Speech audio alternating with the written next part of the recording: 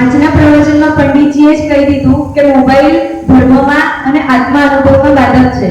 જેવી રીતે પર પદાર્થોને દેખવા છતાં પણ બહારથી જ્ઞાન નથી આવતું, જ્ઞાન સ્વયંથી જ આવે છે, તો મોબાઈલમાં ગમે તેટલી ઇન્ફોર્મેશન હોય તો પણ એ નથી આપી શકતું. જ્ઞાન તો આપણે આપણામાંથી જ લાવવું પડશે.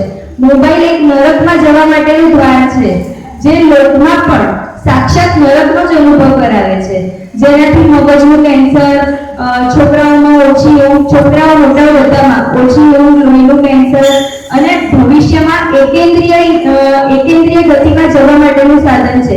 શાસ્ત્રમાં કીધું છે કે તમને જે અંગ અને ઉપાંગ એ બંને મળ્યા છે, અત્યારે 5 ઇન્દ્રિય અને મન મળ્યા છે, તો તમે એનો સાચી દિશામાં યુઝ નહીં કરો તો તમે બંને અંગ અને ઉપાંગ બંનેને ખોઈ દેશો, એટલે કે મેં સેકન્ડરીમાં જતા રહેશો. ત્રણેય કાળમાં મોબાઈલ તો બાધક છે ને બાધક જ છે. પ્રવચનમાં બેસતા પહેલા રજનીભાઈ પંડિતજી કે કોઈ પણ હોય તો એ મોબાઈલ સાયલેન્ટ કરાવે છે, ના હોય તો દંડ લે છે.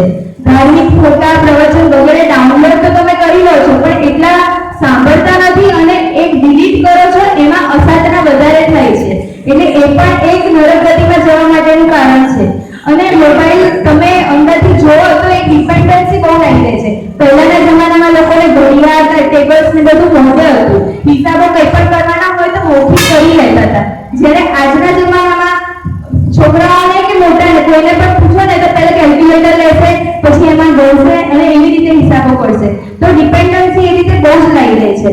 અને